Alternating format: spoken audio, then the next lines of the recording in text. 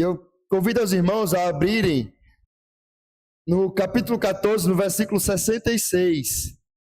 E nós vamos ver a continuação daquela história que nós vimos há 2 domingos atrás. Que é a história de Pedro. Eu não sei se os irmãos lembram, quando eu estive pregando aqui sobre Pedro, e Jesus tinha dito que o pastor seria ferido e que as ovelhas iriam ficar dispersas. E ali naquele momento Pedro disse que não, todos podem fazer isso, mas eu jamais farei. E aí Jesus disse para Pedro que ele iria negar por 3 vezes. E hoje nós vamos ler exatamente a palavra de Cristo se cumprindo na vida de Pedro.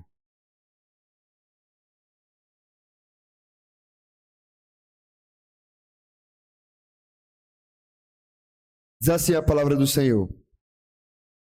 Estando Pedro embaixo no pátio, veio uma das empregadas do sumo sacerdote, e vendo Pedro que se aquecia, fixou os olhos nele e disse: Você também estava com Jesus, o Nazareno. Mas ele negou, dizendo: Não conheço, nem compreendo o que você está falando. E saiu para o pórtico, e o galo cantou. E a empregada, vendo, tomou a dizer aos que estavam ali: Este é um deles. Mas ele negou outra vez. E pouco depois, os que estavam ali disseram outra vez a Pedro: Com certeza você é um deles, porque também é galileu. Ele, porém, começou a praguejar e a jurar: Não conheço esse homem de quem vocês estão falando. E no mesmo instante, o galo cantou pela 2ª vez. Então Pedro se lembrou da palavra que Jesus lhe tinha dito: Antes que o galo cante 2 vezes, você me negará 3 vezes. E caindo em si, começou a chorar.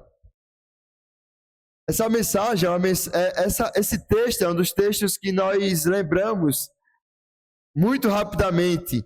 Normalmente, na verdade, muitas pessoas sabem sobre essa história. E quando eu estava pensando sobre essa história, eu estava tentando pensar em como trazer alguma ilustração que pudesse trazer aquilo que essa história diz. E aí eu pensei sobre algumas grandes pontes. Elas impressionam pela beleza.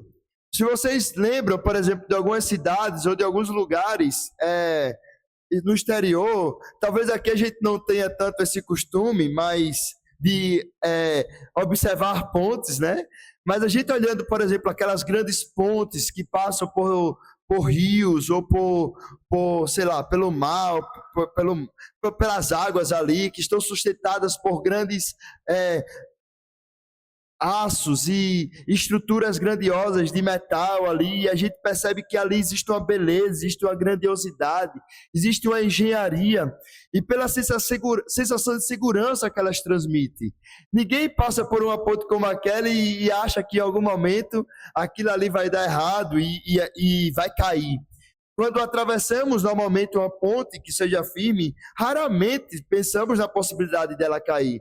É como se a gente fosse para a Barra de São Miguel e em algum momento a gente passa por aquela ponte ali, logo depois do Pontal, a gente nem pensa que ela tem uma possibilidade de ceder e ali vir ao chão. Ou então, quando a gente pensa nas nossas fronteiras, a gente vê, por exemplo, a Ponte da Amizade, ali que cruza a Foz do Iguaçu ao Paraguai, e a gente não imagina que aquele lugar que passa tanta gente pudesse ceder. Mas quando uma ponte desaba, e a gente ouve essa notícia que uma ponte desaba, quase nunca é por um simples acontecimento. Quase nunca é porque, foi do nada e simplesmente ela caiu. Porque a gente sabe que antes do colapso visível, antes da ponte cair e vir ao chão, já existiam coisas que talvez pessoas que deveriam observar não observavam. Pequenas rachaduras, corrosões silenciosas, parafusos que estavam frouxos, um desgaste acumulado ao longo do tempo, o desastre que todos enxergavam, que enxergaram ali quando a ponte caiu. Na verdade, se a gente olhar de forma mais fria, aquilo já tinha começado a acontecer muito antes da queda. E algo semelhante acontece na nossa vida espiritual. Quando ouvimos falar, por exemplo, de um pastor que abandonou o ministério, ou então de um casamento que foi destruído, de um cristão que negou a sua fé, ou de alguém que caiu em um pecado escandaloso, nossa tendência é pensar, como isso foi acontecer? Mas a verdade, meus irmãos, se a gente olhar para a nossa própria vida e perceber alguns pecados que cometemos, ou então que a gente possa cometer, certamente a gente vai entender que ninguém cai de uma hora para outra. Ninguém simplesmente, uma ponte simplesmente cai porque caiu. Ou então ninguém cai em pecados grandes, escandalosos, do nada. Na verdade, a gente percebe que as grandes quedas, normalmente, são apenas o capítulo final de pequenas concessões que foram feitas em silêncio. Quando a gente olha para um texto como esse, é um pouco disso que Marcos quer mostrar para a gente. Porque a gente chega a um texto que não é um texto simples qualquer, mas é um dos textos mais dolorosos do Evangelho. A gente está vendo aqui um homem de Deus, um homem que acompanhava Jesus, cair, negar a Cristo. Ele já tinha caminhado com Cristo durante 3 anos. Ele já tinha confessado que Cristo era o único Deus vivo e verdadeiro, que era em Cristo que havia salvação. Depois dele ter prometido que morreria com ele, todos podem fugir, mas eu morrerei se for preciso, foi o que Pedro disse. Ele faz aquilo que parecia impossível. Ele nega conhecer o seu Senhor, a quem de fato ele amava profundamente. Mas seria um grande erro pensar que esse texto só quer falar sobre Pedro. Porque se formos honestos, ao olhar para a nossa vida, nós encontramos em nós um pouco daquilo que Pedro fez. Porque quem nunca prometeu a Deus uma fidelidade que não conseguiu manter? Quem nunca prometeu algo que não cumpriu? Quem nunca quebrou uma promessa? Ah, Senhor, eu mais nunca vou fazer isso. Quando surge o momento, vai lá e cai de novo. Quem nunca confiou em si mesmo mais do que deveria? Quem nunca descobriu da maneira mais dolorosa que é mais fraco do que imaginava? Quando a gente olha esse Evangelho de Marcos, ele não escreveu essa história para também a gente olhar para Pedro e admirar essa queda, ou olhar para a nossa vida e dizer que somente nós somos grandes pecadores. Mas a gente vai perceber que o Evangelho de Marcos e esse texto quer mostrar o grandioso que é sobre a fidelidade de Jesus. Ele escreveu para que a gente possa perceber algo muito precioso. Porque antes disso, o que é que a gente viu? A gente viu Jesus diante do sinédrio, sendo acusado de acusações falsas, sendo colocado à prova, mas ele permaneceu fiel. Enquanto Pedro aqui falhou, Cristo, e a gente olha outro evangelho falando sobre esse mesmo texto, quando Pedro nega e o galo canta, Jesus passa e olha para Pedro.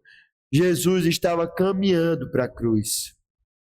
Enquanto Pedro nega, a gente vê Cristo permanecendo fiel àquilo que ele disse que iria fazer. E isso é maravilhoso, porque nos versículos anteriores, como eu disse, Jesus estava diante do sinédrio com falsas testemunhas.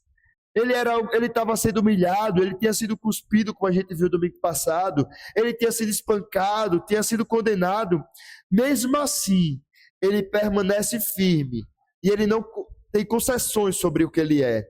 Ele continua dizendo quem ele é. E agora a gente olha algo, Marcos mudando a cena. Do lado de dentro ali, a gente vê o Filho de Deus sendo fiel diante dos homens mais poderosos de Israel.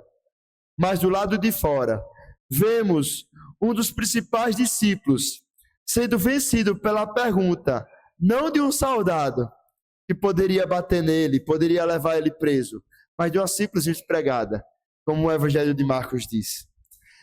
É aqui que Jesus nos ensina algo maravilhoso, onde a gente vai ver da queda a graça. E é isso que nós vamos ver nesse primeiro ponto. A queda de Pedro, ela começou muito antes da primeira negação. Olha o versículo 68 que ele diz, que ele negou. Antes da gente chegar no texto propriamente dito, é importante a gente lembrar daquilo que a gente viu no texto que Pedro falou que não iria negar Jesus. Quando aqui Pedro cai, quando responde a empregada, essa não foi a primeira queda de Pedro. É importante, é muito importante a gente entender isso. A gente voltar para o versículo 27, versículo 29, quando Pedro declarou: ainda que todos fujam, ainda que todos lhe abandonem, eu jamais farei isso. E aí é quando Jesus fala para ele que antes que o galo cante 2 vezes, você me negará 3 vezes. E Pedro, ele ali insiste: ainda que seja preciso morrer contigo, eu não vou te abandonar. Logo depois, Jesus vai para o Getsemane e diz para eles, inclusive Pedro que estava ali: vigiem e orem. O que é que Pedro faz? Ele dorme. No Getsemane, quando a multidão chega, Pedro reage com a espada, ao invés de fazer em oração aquilo que Jesus tinha pedido. Depois o que é que acontece? Ele foge. Agora, no pátio do sumo sacerdote, ele tenta acompanhar Jesus de longe, ele tenta olhar o que está acontecendo com Jesus. Perceba, a negação que aconteceu diante da empregada não surgiu do nada. Ela foi o último elo, foi o último, como se fosse a última corrente que ligava a ponte que a gente falou na introdução, que foi soltada e ali ela desmorona. O pecado, ele raramente ele explode de uma vez, mas normalmente ele vai amadurecendo em silêncio. Nós normalmente imaginamos que grandes quedas acontecem por causa de grandes tensões. Mas Marcos, ele está nos mostrando e está trazendo o texto de algo muito contrário. Porque grandes quedas, como a gente tem visto, elas vão nascendo de pequenas concessões que a gente vai dando. Pedro, ele já tinha caído muito antes de abrir a boca. Quando ele prometeu a Jesus que ele não iria fazer isso. Ele, antes de cair diante de todos, a maior força de Pedro tornou-se a sua maior fraqueza. Porque a confiança de Pedro estava nele mesmo e não em Cristo. É como a gente lembra do profeta Jeremias, quando ele diz: maldito o homem que confia em outro homem. E aquilo que o apóstolo Paulo vai dizer lá na sua primeira carta de Coríntios: aquele, pois, que pensa estar de pé, cuidado para que não caia. Pedro é a ilustração viva desse texto do apóstolo Paulo. Aquilo que pensamos está muito além do que simplesmente algo que somente Pedro negou ali. Mas ali não é porque Pedro não amava Jesus. Não é porque Pedro simplesmente não gostava do mestre, queria negar simplesmente a Cristo, não. O problema de Pedro é que ele amava excessivamente a si mesmo. Ele acreditava que ele era verdadeiramente uma rocha, onde ele poderia ser essa fortaleza, onde ele poderia vencer as batalhas pela própria força. E isso faz toda a diferença. Porque o seu problema não era o fato de não querer seguir a Jesus, mas era o excesso de autoconfiança. E existe uma idolatria muito responsável, que a gente pode ver, inclusive, dentro do nosso dia a dia como igreja do Senhor. É a idolatria de simplesmente dizer que a gente consegue por nós mesmos.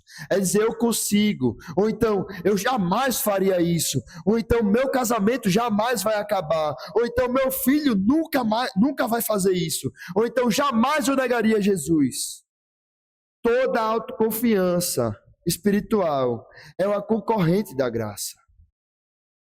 Quanto mais confiantes somos em nós mesmos, menos sentimos a necessidade de depender do Cristo. Quanto mais confiamos na nossa própria força, menos nos quebrantamos e nos dirigimos a Deus como se a nossa vida, de fato, dependesse dele. E aí, muitas vezes, a gente esquece de orar, a gente esquece de se quebrantar diante de Deus, a gente esquece de se humilhar, de pedir ajuda ao Senhor, de pedir perdão ao Senhor, de pedir para que Ele nos encha, de ler a sua palavra, de estar em comunhão com os irmãos. É interessante aqui, Satanás nem precisou criar uma nova tentação, ele bastou simplesmente esperar. Porque Pedro já estava espiritualmente enfraquecido. Porque uma alma sem oração, se torna vulnerável às menores pressões. E foi exatamente isso que Jesus havia advertido: vigie e ore, para que não entre em tentação. Por isso que a gente vai perceber que Pedro, a queda de Pedro, ela estava acontecendo muito antes desse momento mais marcante. Pedro entrou na tentação muito antes de entrar no pátio. Entrou quando ele tinha deixado de orar e passou a dormir. Nós podemos, desde já, só nessa pequena introdução ao texto, trazer algumas aplicações muito importantes para nós. Primeiro, é que nenhum cristão cai de repente. Antes do adultério acontecer, de algo pior acontecer, existe o orgulho. Antes de a gente abandonar a Cristo profundamente, existe a negligência das disciplinas espirituais. Antes da gente simplesmente mentir dizendo que não conhece a Cristo, existe a independência de Deus. A gente acreditar que podemos ser totalmente distantes e dependentes de nós mesmos. Antes da queda pública, existem muitas vezes algumas concessões que acontecem somente no secreto do nosso coração. E nós precisamos ser claros diante de Deus, que precisamos escancarar a nossa mente e o nosso coração, porque Ele não é o Deus que conhece somente a nossa superfície, mas conhece quem nós somos. Como a gente tem lido diante de todo esse culto, o Salmo 103, o Salmo 130, Hebreus capítulo 2, todos eles falam que Deus conhece a nossa estrutura e sabe que somos pó, que Ele é o nosso sumo sacerdote, conhece as nossas fraquezas. Ele sabe quem nós somos. Por isso, nós precisamos nos dirigir a Ele, abrir o nosso coração diante dEle. Os maiores perigos da vida cristã quase nunca parece que são verdadeiros perigos. Pedro provavelmente imaginava que talvez naquele momento que estivesse cansado, dormir um pouco não faria diferença. Que seguir a Jesus seria suficiente, que permanecer no meio daqueles homens ali que estavam simplesmente conversando coisas alheias do dia a dia não faria nenhuma diferença. O pecado, ele raramente chega arrebentando as portas. Ele normalmente entra pelas pequenas brechas que muitas vezes a gente jura ser inofensiva. É quando a gente não busca mais o Senhor com profundidade em oração. É quando a gente já não tem mais deleite na palavra de Deus. É quando a gente já não mais separa um tempo para ter um tempo de qualidade diante do Senhor. É quando a gente passa a ver, a assistir, a consumir coisas que não alimentam a alma, mas muitas vezes traz valores contrários àquilo que a própria palavra nos ensina. É quando a gente muitas vezes acredita que pela nossa própria força nós vamos continuar em pé. E a gente esquece de se entregar completamente ao Senhor. Porque é Ele que nos sustenta. E a terceira aplicação nesse primeiro ponto é que o problema nunca é apenas o pecado, mas é também o nosso desejo de muitas vezes querer ser independente. O Evangelho não nos chama apenas para abandonar pecados. Ele nos chama para abandonar a nossa confiança em si mesmo. Porque enquanto Pedro confiou em sua coragem, ele caiu. Depois, quando a gente vai ver lá no Evangelho de João, no capítulo 21, a gente vê um momento maravilhoso. Já depois da ressurreição de Cristo, Jesus vai ter um encontro com Pedro e ali ele restaura o seu ministério.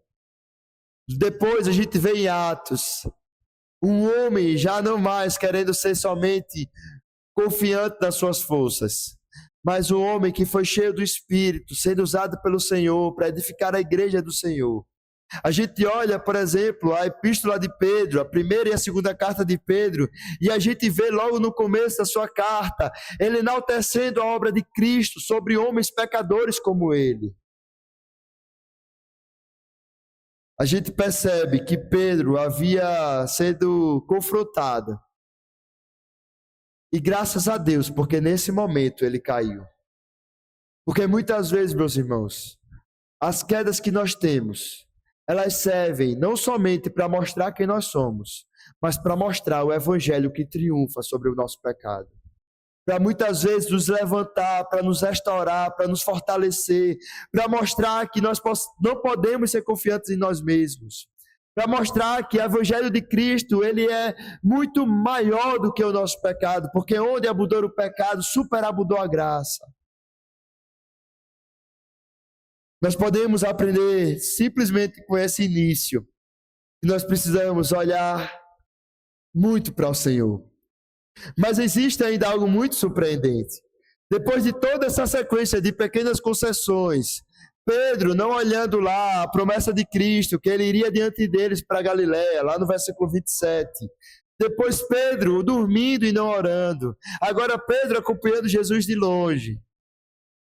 Agora a gente vê, de fato, Pedro sendo confrontado, não por soldados armados, nem por um tribunal, nem por uma multidão furiosa. Sua primeira queda pública acontece diante da pessoa mais improvável possível, com a simples empregada. Uma empregada, é claro, que se ouvisse aquilo poderia falar, mas ela por si só jamais poderia pegar Pedro ou bater em Pedro. Mas isso nos revela o seguinte ponto, que Deus permite que pequenas provocações revelem aquilo que realmente governa o nosso coração. Por isso que agora nós vamos ver que as nossas maiores quedas revelam o que realmente governa o nosso coração. Vamos ver agora o texto propriamente dito, do versículo 68 em diante. Diz assim a palavra de Deus. Mas ele negou dizendo, não o conheço, nem compreendo o que você está falando. E saiu para o pórtico e o galo cantou. E a empregada, vendo, tornou a dizer aos que estavam ali, este é um deles. Mas ele negou outra vez, e pouco depois os que estavam ali disseram outra vez a Pedro, com certeza você é um deles, porque também é galileu. Ele, porém, começou a praguejar e a jurar, não conheço esse homem de que vocês estão falando. Observe a progressão da narrativa. Na primeira acusação, Pedro, ele somente nega. Na segunda, ele nega outra vez. Mas na terceira, ele começa a praguejar e ele começa a jurar. Não conheço esses homens que vocês estão falando. Marcos mostra um endurecimento progressivo. O pecado nunca permanece do mesmo tamanho. Ele sempre exige mais. Pedro não apenas mentiu, mas ele agora precisou sustentar a mentira. Ele precisou não somente sustentar a mentira, mas ele agora afundou ainda mais, jurando e dizendo que agora o seu mestre é somente aquele homem que ele não conhece. Essa é a lógica do pecado. Uma mentira chama outra mentira, uma concessão chama outra concessão, uma máscara exige outra máscara. O pecado nunca nos deixa exatamente onde começou. O contraste que Marcos quer que enxergamos é que existe aqui também uma ironia extraordinária. Porque a gente viu no domingo passado Jesus também sendo confrontado por homens. Enquanto Jesus estava do lado de dentro, sendo pressionado pelos homens mais poderosos de Israel, permanecendo fiel, Pedro, do lado de fora, estava desmoronando, estava negando, sendo infiel ao Senhor. Marcos, ele coloca uma perícope do lado da outra, uma parte desse texto do lado do outro, justamente para que a gente possa enxergar. Quando o sumo sacerdote pergunta se Cristo afirma quem ele estava dizendo que era, Jesus simplesmente diz, eu sou. Pedro, diante da pergunta daquela empregada, ele diz, não conheço esse homem. A gente percebe o contraste muito grande entre Cristo, que é fiel, e entre um dos seus discípulos, que é infiel. Cristo estava testemunhando a verdade, mas Pedro estava testemunhando contra essa verdade que Cristo estava falando. Isso é muito precioso, porque a fidelidade de Cristo brilha ainda mais sobre o plano de fundo da infidelidade de Pedro.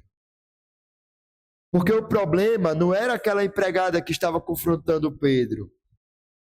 E é impressionante a gente perceber isso, porque Pedro havia enfrentado a tempestade no mar, havia deixado tudo para seguir a Jesus. Ele tinha tirado a espada para poder proteger Jesus e ter cortado a orelha do soldado. Mas agora ele estava sendo vencido por uma simples empregada, com uma simples pergunta. Isso nos ensina algo muito importante. Porque às vezes aquilo que a gente acha que é pequeno, uma tentação pequena, uma simples tentação, nunca explica o tamanho da queda. Porque o pecado diante de um Deus santo, seja ele qual for, ele é grave. Ele não deve ser negligenciado, ele não deve ser simplesmente um simples pecado. Nós devemos levar o pecado a sério. A queda sempre revela não somente o tamanho que nós somos, pequenos, mas também revela o tamanho da nossa dependência que devemos ter de Deus. Como o comentarista Hendricks observa, Pedro não perdeu sua coragem porque encontrou alguém mais forte que ele. Ele falhou quando deixou de depender daquele que lhe dava coragem. Por isso, o medo, ele normalmente revela os nossos ídolos. O medo funciona como sendo, muitas vezes, um raio-x do nosso coração. Nós sempre tememos perder aquilo que mais valorizamos. Naquele momento, Pedro valorizou mais a preservação da própria vida do que a identificação com Cristo. Seu medo refletiu ali um conflito de amores, revelou um conflito de amores. Pedro, ele de fato amava Jesus. Só que esse texto nos mostra que ele amava mais a si mesmo, amava mais a sua segurança do que o Cristo. E é exatamente isso que todo ídolo do nosso coração faz. Ele muitas vezes promete proteção, promete controle, promete que a gente vai sobreviver. E aos poucos o ídolo passa a ocupar o lugar que pertence somente a Deus. E a gente faz isso de diversas maneiras. A gente faz isso com a nossa situação financeira, faz isso com a nossa segurança, faz isso com as pessoas que amamos, faz isso com o nosso trabalho, coisas muitas vezes lícitas, mas que ela não deve jamais ocupar o coração que somente pertence ao Senhor. Hoje, talvez ninguém pergunte, você anda com Jesus? Mas perguntam de outras maneiras se você pertence ao Senhor. É quando a gente é colocado em xeque para demonstrar quem nós pertencemos. Seja diante do ambiente de trabalho, seja na universidade, na família, ou então nas redes sociais. Às vezes nós não negamos a Jesus como Pedro fez com as nossas palavras, mas negamos muitas vezes com o silêncio. E não demonstrar que pertencemos ao Senhor, e não honrar o Senhor com a vida, e não testemunhar e glorificar a Ele com a nossa vivência e com a nossa vida prática. Negamos quando preferimos preservar muitas vezes a nossa reputação, a sermos identificados como discípulos de Cristo. Outra lição que podemos extrair é que o pecado sempre cobra um preço maior do que imaginávamos. Pedro provavelmente pensou que bastava uma pequena mentira para escapar daquela empregada. Mas uma mentira não resolveu o problema. Ele foi colocado em outra situação. E ali ele passou a mentir de novo. E depois mentiu de novo. Depois dos juramentos que ele tinha feito para Jesus. O pecado, ele nunca negocia. Ele sempre deseja escravizar a nossa vida. Para que a gente se torne dependente dele, para que a gente ache que a gente não pode viver livre dele, para que a gente ache que a gente precisa dele para ser feliz. Mas graças a Cristo, nós não somos mais escravos do pecado. Nós somos libertos do pecado. E a terceira lição é que precisamos perguntar menos o que eu faria nessa situação, mas perguntar mais o que o meu medo, aquilo que você tem mais medo, o que é que revela ao seu coração? Quais são as situações que você sente mais medo? É perder dinheiro? É perder o seu emprego? É perder prestígio, reputação, um elogio entre as pessoas? É perder o controle, ou então perder a aprovação dos outros, perder o controle? Pense no seu coração. É a satisfação, esses medos, eles podem estar mostrando quais são os ídolos que ainda disputam o lugar de Cristo. E se você identifica algum medo desse, leve ao Senhor. Porque esse é o momento não simplesmente para olhar e dizer, realmente, Senhor, eu ainda divido o seu lugar com outras coisas. Mas esse é o momento para entender que nós estamos diante de Cristo e podemos entregar os nossos medos e os nossos ídolos a Ele. Porque Ele está pronto para nos ajudar a quebrar esses ídolos e a culpar profundamente o nosso coração. Existe um detalhe muito lindo que acontece aqui. Porque Pedro evita até pronunciar o nome de Jesus. Ele simplesmente diz, eu não conheço esse homem. É como se tentasse criar uma distância ainda maior entre ele e o mestre. Mas enquanto Pedro tenta se afastar de Jesus, Jesus continua para a cruz por Pedro. E essa é a beleza silenciosa da narrativa. Porque Pedro está dizendo, eu não o conheço. Jesus continua dizendo, com sua própria caminhada, eu conheço Pedro e vou morrer por ele. Eu conheço você. Sei que você é pecador. Sei que vocês são falhos. Mas eu morri por vocês.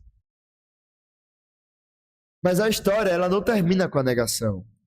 Porque se terminasse aí, isso seria apenas um relato do fracasso humano. No entanto, quando o galo canta, algo muito maior do que a culpa invade a cena. Pedro não é despertado apenas pelo som do galo. Ele é despertado pela palavra de Cristo, que permanece verdadeira, mesmo quando os discípulos falham. Vamos ver o versículo 72. Nós vamos aprender quando a nossa fidelidade acaba. A palavra de Cristo permanece fiel. E no mesmo instante, o galo cantou pela segunda vez. Então Pedro se lembrou da palavra que Jesus lhe tinha dito. Antes que o galo cante 2 vezes, você me negará 3 vezes. E caindo em si, começou a chorar. Até aqui Pedro está falando, negando, jurando, praguejando, tentando controlar a situação, mas de repente agora o galo canta. E Pedro se cala. Agora quem fala é aquilo que ele tinha ouvido de Jesus. Mais precisamente a palavra de Jesus. E Marcos faz questão de escrever, Pedro se lembrou da palavra que Jesus lhe tinha dito. Perceba, Pedro havia esquecido o que Jesus tinha dito. Mas Jesus não esqueceu. Pedro, ele agora falha. Pedro, ele faz aquilo que Cristo havia anunciado horas antes. E aconteceu exatamente como Jesus disse. Porque Jesus, tudo que ele fala, cumpre. Ele continua sendo fiel. Nada foge do controle de Cristo. Nem mesmo a queda dos principais discípulos. E aqui, meus irmãos, não é que o galo cantou e agora Pedro teve um estalo e o galo foi um agente de transformação. O galo apenas despertou a memória daquilo que Cristo tinha dito. Porque quem realmente alcançou o coração de Pedro, quem realmente marcou o coração de Pedro foi a palavra de Cristo. A palavra foi o poder. Isso acontece porque a gente sabe que toda a Escritura, ela que faz aquilo acontecer. Porque é a palavra que cria, é a palavra que convence, que quebra, que restaura, é a palavra que ensina, é a palavra que traz salvação. O mesmo Cristo que predisse a queda, agora começa, por meio da sua palavra, a conduzir a Pedro não para um profundo abismo, mas começa a conduzir a Pedro ao arrependimento. Porque Jesus advertiu a Pedro e ele não estava tentando humilhar. Ele estava preparando Pedro para aquilo que ele iria ainda ser usado pelo próprio Jesus, para a sua restauração. Porque Jesus, lembra daquela pregação, Jesus não tinha anunciado somente que as ovelhas iriam ficar dispersas, mas que ele iria na frente. No versículo 28 ele diz: depois da minha ressurreição, eu irei adiante de vocês para Galiléia. Antes mesmo de Pedro cair, antes mesmo dos discípulos ficarem dispersos, Jesus já tinha dito o que iria acontecer. E isso muda completamente a maneira como nós devemos enxergar esse texto. Porque o foco não é somente a queda de Pedro. O foco sempre foi a fidelidade de Cristo. E o seu poder, a sua divindade. Aquilo que ele disse se cumpriu. E o texto termina falando que Pedro depois começou a chorar. Marcos é extremamente econômico com esse detalhe. Ele não descreve o que choro foi esse, como foi isso, mas o que ele fala sobre esse choro é suficiente. Porque nesse momento, Pedro, ele agora cai em si, ele percebe exatamente quem ele é. Durante todo o capítulo, como a gente tem percorrido, a gente vê um Pedro que acreditava que conhecia a si mesmo. Só que agora ele descobre que aquilo que ele conhecia sobre si mesmo, na verdade, não era real. Na verdade, ele conhecia muito pouco sobre si mesmo. Porque ele imaginava que podia morrer por Cristo. Mas agora ele percebe que ele não conseguiu nem confessar, nem sequer diante de uma empregada. Essa é uma das obras mais dolorosas e mais necessárias da graça. A graça não apenas nos mostra quem Deus é, ela também revela quem nós somos. É por isso que necessariamente o Evangelho, ele não é somente uma mensagem onde a gente somente entrega o remédio. O Evangelho, ele também é uma mensagem que mostra a realidade de quem nós somos. Falhos, pecadores, mortos nos nossos delitos e pecados, que carecem do Senhor, que precisam de um Salvador, que precisam de salvação. Porque somente conhecendo quem nós somos, nós começamos agora a entender como é a obra de Cristo. E aqui chegamos finalmente ao coração do texto. Enquanto Pedro negava a Jesus, Jesus não estava ali negando Pedro. Enquanto Pedro procurava salvar a própria vida, Jesus caminhava para entregar a sua. Jesus, ele seguia firmemente para a cruz, onde morreria justamente por homens como Pedro, por pessoas como a gente, falhas, pecadores. Se dependesse da nossa fidelidade, se dependesse da fidelidade de Pedro, a história terminaria em lágrimas. Mas ela continua porque depende da fidelidade de Cristo. E como é maravilhoso isso. Porque nesse texto, em outro evangelho, fala que quando o galo canta e quando Pedro nega pela terceira vez, o galo canta, Jesus passa e fita os olhos em Pedro. E ali Pedro chora muito diante dessa situação. E como isso é maravilhoso, porque logo depois a gente vê a obra de Cristo, a graça triunfando, Pedro sempre sendo restaurado, Pedro pregando ali logo depois da descida do Espírito e pessoas se entregando ao Senhor.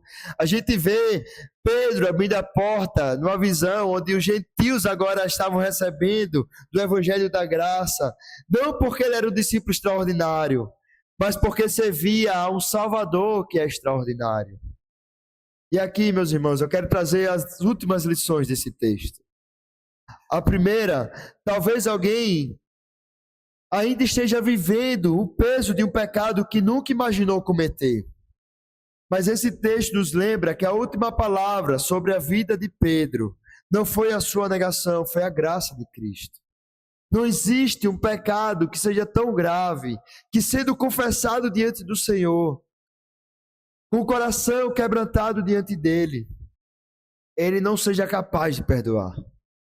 O nosso pecado, ele é pequeno diante do tamanho do sacrifício da graça do Senhor. Seu pior pecado não precisa definir a sua história. Quando você se volta em arrependimento para Jesus. Por isso, essa primeira lição é um chamado ao arrependimento. Se arrependa, confesse ao Senhor seus pecados, se entregue diariamente a Ele. A segunda lição, nossa segurança espiritual nunca esteve na intensidade do quanto eu amo a Cristo. Porque ainda que você diga todos os dias, eu amo a Jesus, eu amo a Cristo, eu amo profundamente, não vai existir um dia também que você não cometa o pecado diante do Senhor. E isso acusa esse amor que você tanto ama ao Senhor. Por isso que a nossa segurança espiritual, ela não está na constância do quanto nós amamos o Senhor, ainda que devamos amar a Ele profundamente. Porque a nossa fidelidade oscila, mas a fidelidade do Senhor, ela permanece intacta, não muda, não acaba. Como Paulo diz em 2 Timóteo, capítulo 2, versículo 13, se formos infiéis, ele permanece fiel, pois de maneira nenhuma ele pode negar a si mesmo. A terceira lição, talvez a pergunta que esse texto também traz para nós é: em que você está confiando para permanecer firme? Meus irmãos, nós temos aprendido através da caminhada do Evangelho de Marcos é que nós não podemos confiar em outras coisas a não ser no Senhor. Porque se nós confiarmos em coisas que não sejam o Senhor, em algum momento nós iremos falhar. Nós iremos ficar frustrados, tristes, desesperançados. Mas se a nossa esperança, se a nossa força está na fidelidade de Cristo, na sua obra, certamente estaremos seguros, mesmo quando estivermos tristes ou tivermos caído. Lembra daquela imagem que a gente começou essa exposição? Falamos sobre uma ponte que desaba. E quando ela cai, pensamos que tudo terminou. Afinal, quem olha para os destroços de uma ponte caída, dificilmente imagina que um dia ela poderá ser reconstruída. Naquela madrugada, Pedro também provavelmente deve ter pensado que sua vida havia desabado. Porque o galo canta, a vergonha domina seu coração, as lágrimas agora caem. Tudo indicava que aquele seria o último capítulo da sua história. Não é à toa que o próprio apóstolo Pedro, ele pega as redes e vai voltar a pescar. Mas o que Pedro ainda não tinha percebido, ainda não tinha entendido, que enquanto ele chorava, Jesus estava caminhando resolutamente para a cruz. O canto do galo não foi o fim de Pedro, mas foi o começo da sua restauração. Porque no reino de Deus, o Pai é especialista em reescrever histórias que parecem acabadas. O Filho é especialista em amar os improváveis. E o Espírito Santo é especialista em restaurar os pecadores. Dias depois, o túmulo estaria vazio. Os anjos diriam para as mulheres: olhe, vão, diga aos discípulos e a Pedro o que aconteceu. Que graça extraordinária. Esse é o Evangelho de Cristo. Pedro fracassou como discípulo, mas Jesus, ele permaneceu fiel como Salvador. Jesus jamais muda. E isso continua sendo a nossa esperança. Porque cedo ou tarde, nós descobrimos que existe exatamente o problema que Pedro teve aqui, também muitas vezes dentro de nós. Que a nossa segurança e a nossa força não esteja na nossa fidelidade, mas que ela esteja na perfeição da fidelidade de Cristo. Que hoje possamos sair daqui não somente lembrando mais uma vez dessa história que muitas vezes ouvimos, sobre Pedro que nega 3 vezes e o galo canta, mas que a gente saia daqui com essa história, lembrando de um Jesus que é fiel, que cumpre aquilo que disse, que se entregou por pecadores como Pedro, que se entregou por pecadores como nós, que saímos daqui não confiando mais em nós mesmos, mas descansando naquele que permanece fiel, mesmo quando muitas vezes nós falharmos. Porque quando a gente falhar, meu irmão, se a gente estiver olhando para a nossa própria força, pode ser que a gente continue indo para um abismo, puxando outro abismo. Mas quando a gente olha para o Evangelho, para a graça que triunfa, para Cristo que morre na cruz por pecadores como nós, Ele nos traz para perto novamente. Ele perdoa os nossos pecados e nos capacita para abandonarmos os nossos pecados, para viver em novidade de vida, para poder viver como nova criatura. E como nova criatura, nós precisamos todos os dias nos despir do velho homem e nos revestir do novo homem. Para que assim a gente esteja a cada dia sendo aperfeiçoado para o Senhor, para que possamos viver para a sua glória, até que Ele venha. Que o Senhor nos ajude e que o Senhor nos encha de um amor profundo por Ele.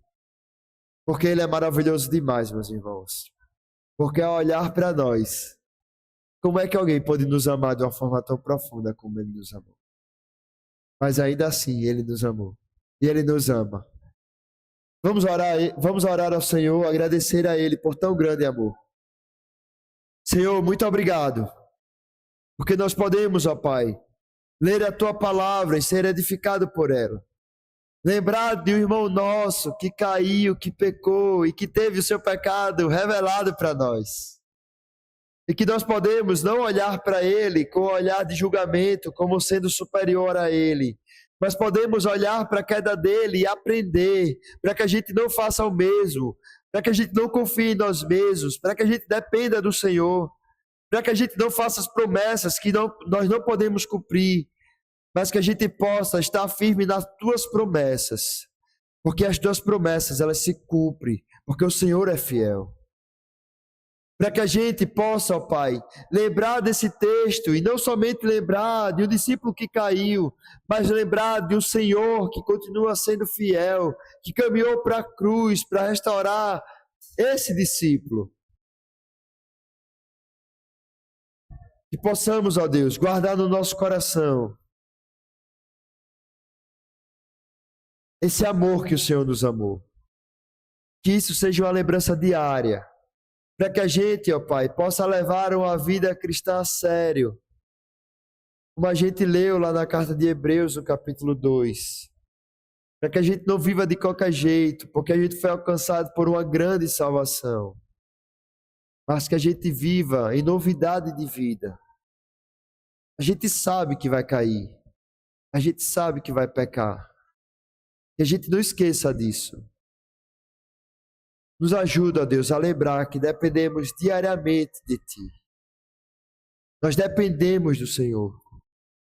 Por isso, ó Deus, nos enche do Espírito Santo, para que assim, ó Deus, a nossa carne seja mortificada e que Teu Espírito possa ocupar cada vez mais a nossa vida, a nossa mente, nosso coração, as nossas ações, e que assim a gente possa viver diariamente para a Tua glória, amando o Senhor, não somente de boca para fora, mas profundamente, com decisão, com atitude, e que o Teu nome seja glorificado, que o nome de Jesus seja conhecido, e que mais pessoas conheçam o Senhor, assim como o Senhor usou o apóstolo Pedro, esse que negou, como instrumento nas Tuas mãos. Usa, ó Deus, a nossa vida, também como instrumento em Tuas mãos, para a Tua glória, em nome de Jesus. Amém.